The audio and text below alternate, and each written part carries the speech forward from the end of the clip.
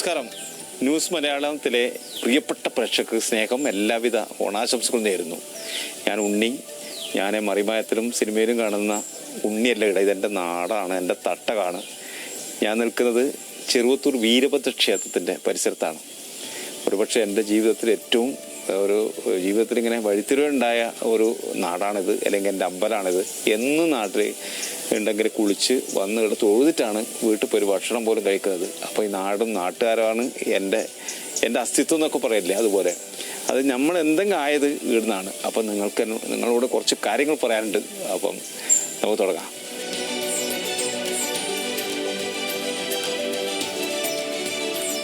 ഉത്തരകടത്തിലെ വളരെ പ്രധാനപ്പെട്ട ഒരു ക്ഷേത്രമാണ്. നിത്യപൂജയുള്ള അമ്പലമാണ്.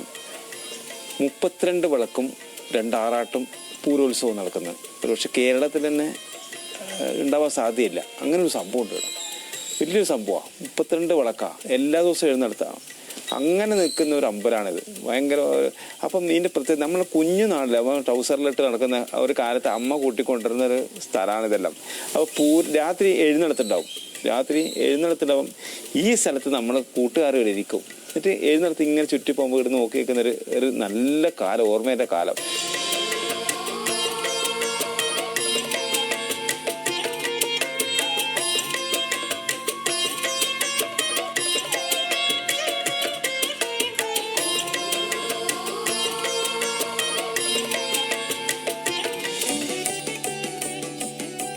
ഓണം എന്ന് പറയുന്നത് എന്തായാലും നമ്മളെ നല്ല ഒന്നിച്ചാന്ന്, എന്നും ഒന്നിച്ചത്. അടുത്തടുത്തായിട്ട് വർഷമില്ല. അങ്ങനെ പുറത്തെ ആൾക്കാരൊക്കെ വരും. ലോകം മലയാളികൾ ഏടെ ഉണ്ടെങ്കിലും അവർ നാട്ടിലെത്തും, അല്ലെങ്കിൽ ആടെ ഓണം ആഘോഷിക്കും.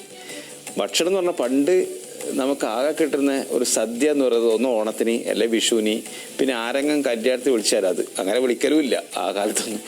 കല്യാണത്തിൽ വിളിക്കാനും കാത്തിരിക്കുന്ന ഒരു കാലമുണ്ടായി. നല്ല സദ്യ കഴിക്കും, പായസം കൂട്ടിയിട്ട്. പിന്നെ ഓണത്തിന് എന്തായാലും സദ്യ ഉണ്ടാവും.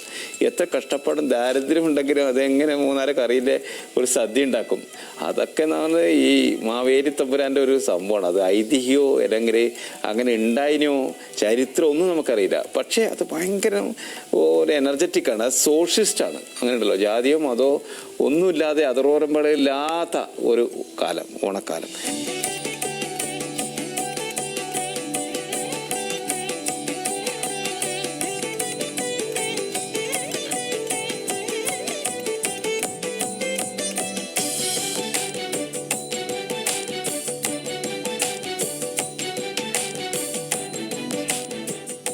കണ്ട, പ്രകൃതി പോലും ഓണത്തെ വരവേൽക്കുന്നത്.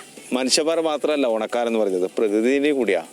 പൂക്കൾ നോക്കെ, പച്ചപ്പ് മുഴുവൻ പച്ചപ്പാണ്. ഭയങ്കര ഒരു പ്രത്യേക ഒരു നൊസ്റ്റാൾജിയാണ്, നല്ല ഓർമ്മകളാണ്. ഇപ്പോൾ നമുക്കിവിടെ മൊത്തം വയൽ മാത്രം ഉണ്ടായതാണ്, വേറെ വീടുകൾ ഉണ്ടായില്ല. ഇപ്പം വീട് വന്നു. വയലിനെ തിരിച്ചു പിടിക്കുന്ന അല്ലെ കാർഷിക സമൃദ്ധിയുടെയും കൂടിയാണ് ഓണം.